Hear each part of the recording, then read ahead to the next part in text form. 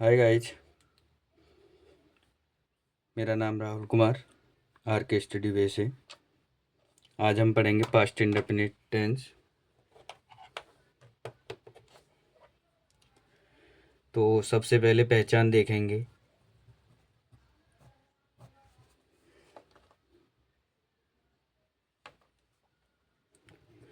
पहचान जिन हिंदी वाक्यों के अंत में ता था,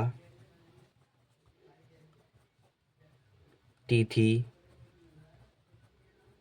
ते थे शब्द आते हैं पास्ट इंडेफिनिट सेंटेंस कहलाते हैं। एक और पहचान होती है इसकी आ, ई, ए, यानी ये शब्द भी बाद को आ जाएं तो वो किसका सेंटेंस होगा? पास्ट इंडेफिनिट का। तो सबसे पहले एफर्मेटिव वाक्य देखेंगे हम। एफर्मेटिव में पहला रूल है सभी कर्ता के साथ मुख्य क्रिया की सेकंड फॉर्म।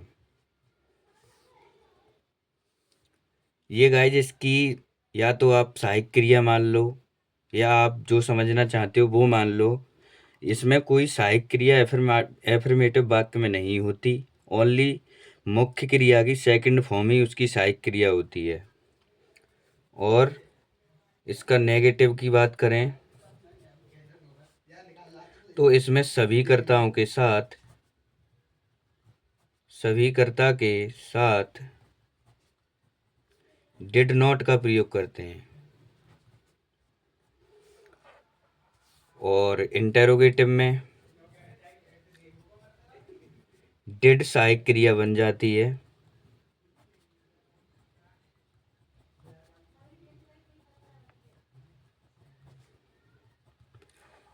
एक बात आपको जरूर ध्यान से पढ़ना है और ध्यान से देखना है कि पास्ट इंडेफिनिट के एफर्मेटिव वाक्य में ओनली सेकंड फॉर्म आएगी और ये सेकंड फॉर्म सिर्फ एफर्मेटिव में ही आएगी, नेगेटिव में नहीं आएगी। नेगेटिव में फर्स्ट फॉर्म का प्रयोग करेंगे और इंटेरोगेटिव में भी फर्स्ट फॉर्म का प्रयोग करेंगे।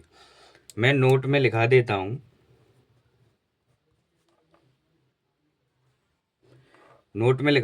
कि सेकंड फॉर्म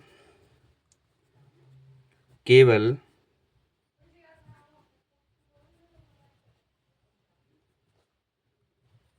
एफर्मेटिव में प्रयोग करेंगे। अब इसके एग्जाम्पल लेते हैं।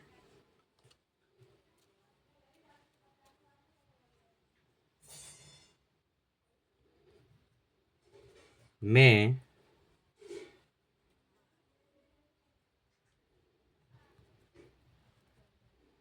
पैदल आया था।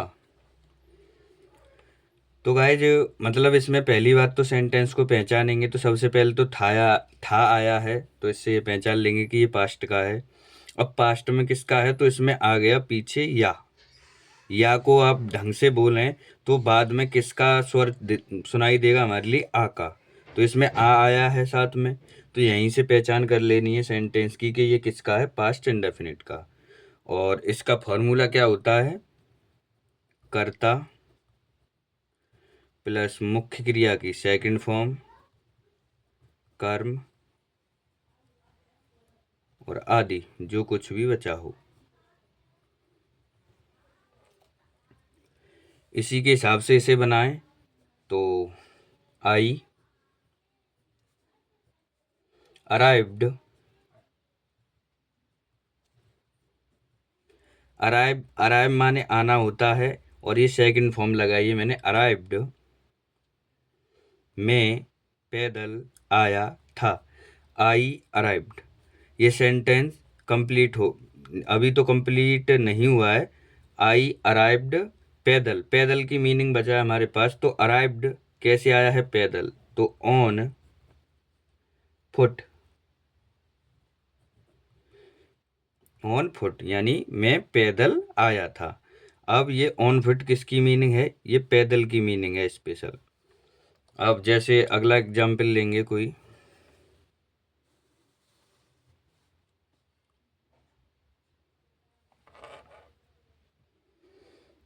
अगला एग्जाम्पल लेते हैं जैसे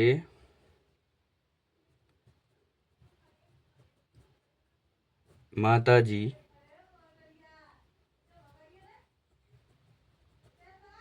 कानपुर से लौटी हैं। तो बनाएंगे उसी हिसाब से। दी मदर लौटना की मीनिंग क्या होता है? Come back. अब सेकंड फॉर्म आएगी यहाँ केम बैक। माताजी कानपुर से लौटी हैं, तो दी मदर केम बैक किससे? कानपुर से। फ्रॉम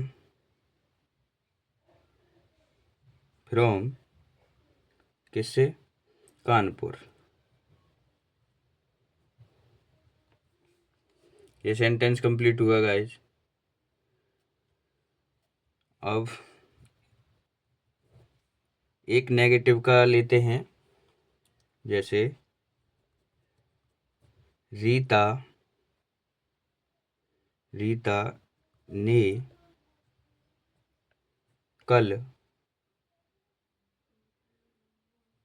ने कल नहीं लिखा था। तो इसमें सेकंड फॉर्म नहीं लगानी है हमारे लिए, ओनली वाक्य में फर्स्ट फॉर्म का प्रयोग करना है। जैसे रीता नहीं की अंग्रेजी गाइस इसमें क्या लगानी है? Did not. Rita did not लिखना की राइट। सेकंड फॉर्म का प्रयोग नहीं करेंगे, यहाँ केवल क्या लगाना है? First form. तो रीता डिड नॉट राइट। अब किसकी मीनिंग बची? रीता ने कल नहीं लिखा था। तो रीता डिड नॉट राइट। अब ये बीता हुआ कल है तो यस्टरडे।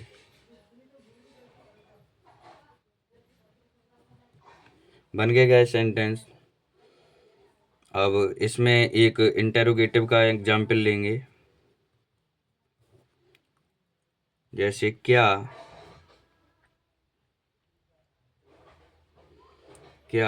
कल रात मोहन यहाँ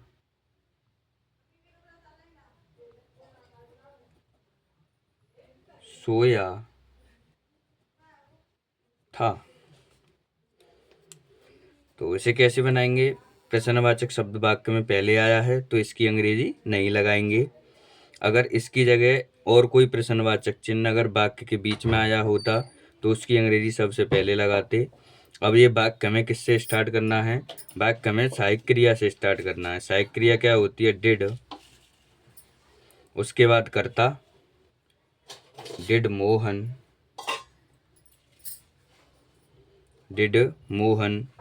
सोना की स्लीप, कल रात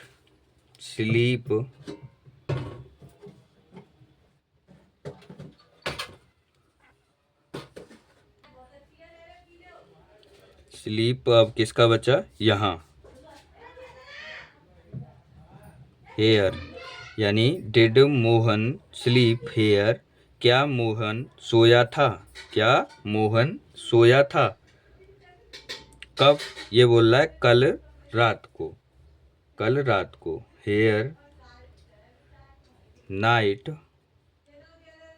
कब? कल रात। Night yesterday.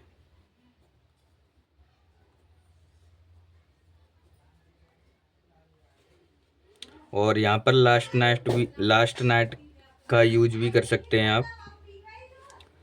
अब मैं समझता हूँ गाइज कि ये सेंटेंस आपके समझ में आए होंगे। प्रैक्टिस आप कर सकते हैं अपनी एक्सरसाइज से, किसी भी बुक से। वीडियो पसंद आई हो तो वीडियो को लाइक करें। चैनल को सब्सक्राइब करें। Thank you.